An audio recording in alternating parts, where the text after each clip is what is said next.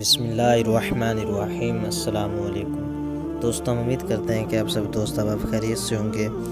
دوستوں، آج کی ویڈیو میں ہم آپ کو کفر کے بارے میں بتائیں گے کہ کفر کیا ہوتا ہے اور مرتد کون ہے، اور مرتد کے بارے میں ہم آپ کو احکام بتائیں گے۔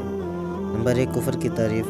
دوستوں، بہار شریعت میں ہے کہ اصطلاح شریعت میں ضروریات دین میں سے کسی ایک ضرورت دینی کے انکار کو بھی کفر کہتے ہیں، اگرچہ باقی تمام ضروریات دین کی تصدیق کرتا ہو۔ اور ضروریات دین کیا ہے؟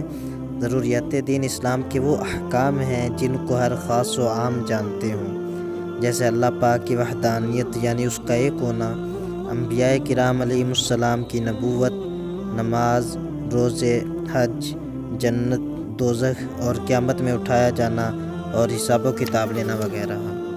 واضح رہے کہ یہاں عوام سے مراد وہ مسلمان ہیں جو علماء کے طبقے میں شمار نہیں کیے جاتے، مگر علماء کی صحبت میں بیٹھنے والے ہوں اور علمی مسائل کا ذوق بھی رکھتے ہوں۔ اب کفریات کی چند مثالیں بیان کرتے ہیں، جیسے کہ اللہ پاک کی وحدانیت یعنی اس کے ایک ہونے کا انکار کرنا، یا پھر کسی نبی علیہ السلام کی توہین کرنا، یا پھر حضرت محمد مصطفیٰ صلی اللہ تعالیٰ علیہ وآلہ وسلم کے خاتم النبیین ہونے کا انکار کرنا۔ اسی طرح جنت، دوزخ اور قیامت میں اٹھائے جانے کا انکار کرنا بھی کفر ہے۔ آگے کفر اور ارتداد کے متعلق مختلف احکام۔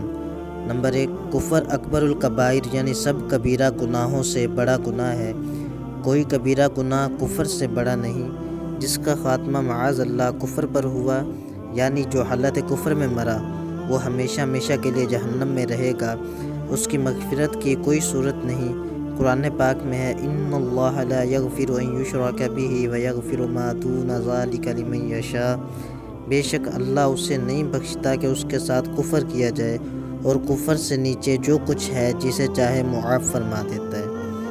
نمبر 3، جو مسلمان ہو کر کفر کرے اس کو شریعت میں مرتد کہتے ہیں، یعنی کہ جو آدمی مسلمان ہے اور اس کے بعد کوئی کفر والی بات کر دے تو اس کو ہم شریعت میں مرتد کہیں گے۔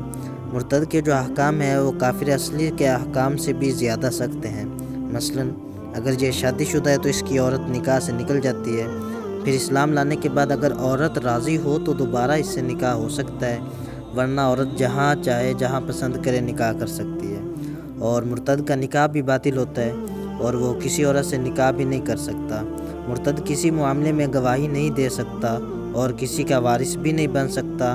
مرتد کے ساتھ مسلمانوں کو سلام کرنا، اٹھنا بیٹھنا، ملنا جلنا، یہ سب کچھ منع ہے، اور اگر مرتد مر جائے تو اس کا جنازہ اٹھانا یا پھر اس کو مسلمانوں کے قبرستان میں دفن کرنا، یہ سب باتیں حرام ہیں۔ اللہ تبارک و تعالیٰ قرآن پاک میں فرماتا ہے، والذین کفروا وکذبوا بآیاتنا اولئک اصحاب النار ھم فیہا خالدون۔ ترجمہ کنز ایمان، اور وہ جو کفر کریں اور میری آیتیں جھٹلائیں گے وہ دوزخ والے ہیں، ان کو ہمیشہ اس میں رہنا ہے۔ آگے فرمان مصطفیٰ صلی اللہ تعالیٰ علیہ وآلہ وسلم بیان کرتے ہیں کہ نبی اکرم صلی اللہ تعالیٰ علیہ وآلہ وسلم نے فرمایا، اے عمر اٹھو اور جا کر لوگوں میں 3 مرتبہ اس بات کا اعلان کر دو کہ جنت میں صرف مومن ہی داخل ہوں گے۔ دوستو، اب ہم نے آپ کو کافر کے بارے میں، مرتد کے بارے میں بتایا، اب ہم آپ کو آگے بتائیں گے کہ کفر میں پڑنے کے جو اسباب ہیں وہ کیا ہیں اور ان سے بچا کس طرح جا سکتا ہے۔ دوستو، کفر میں پڑنے کا ایک سبب تو یہ بھی ہے کہ علم دین، اور اس میں بھی خاص طور پر اپنے بنیادی ضروری عقائد کی معلومات نہ ہونا، اور بغیر علم کے محض اپنی ناقص عقل کے بھروسے پر دینی مسائل میں بحث کرنا اور ہٹ درمی کا مظاہرہ کرنا، جیسا کہ آج کل علم دین سے جاہل مغربی سوچ رکھنے والے لوگوں کا طریقہ ہے۔ اور کفار و مشرکین اور بد مذہبوں کے ساتھ دوستی اور میل جول رکھنا، بالخصوص ان کی مذہبی تقریبات میں شرکت کرنا، نیز ان کی کتابیں پڑھنا بھی کفریات میں مبتلا ہونے کا بڑا سبب ہے۔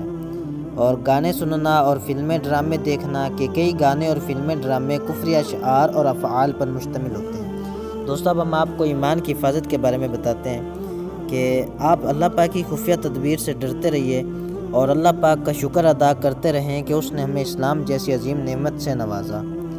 اور آپ ایمانیات اور کفریات کا علم بھی حاصل کیجئے کہ کن باتوں پر اسلام کا دار و مدار ہے اور کن میں پڑھنے سے آدمی دائرہ اسلام سے خارج ہو جاتا ہے۔ اس کے لیے امیر اہل سنت علامہ محمد الیاس عطار قادری دامت برکاتہم العالیہ کی کتاب کفریہ کلمات کے بارے میں سوال و جواب بہت ہی مفید ہے۔ اور کفار و مشرکین اور بد مذہبوں کی صحبت سے بھی آپ بچتے رہیے، اور صرف مستند علماء اہل سنت ہی کی کتابیں پڑھیے۔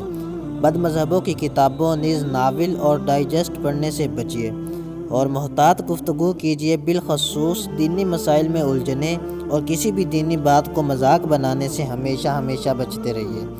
گانے سننے اور فلمیں ڈرامے دیکھنے سے بھی بچیے، اور اس کے لیے ہم آپ کو ایک وظیفہ بتاتے ہیں کہ کفر وغیرہ اور یہ جو بری باتیں ہیں ان سے بچنے کے لیے ہم آپ کو ایک وظیفہ بتاتے ہیں کہ آپ ہر روز صبح اور شام کے وقت 41 مرتبہ یا حی یا قیوم لا الہ الا انت پڑھیے۔ انشاءاللہ و تعالی عز و جل اس کے پڑھنے سے آپ کا دل بھی زندہ رہے گا اور آپ کا خاتمہ بھی ایمان پر ہوگا۔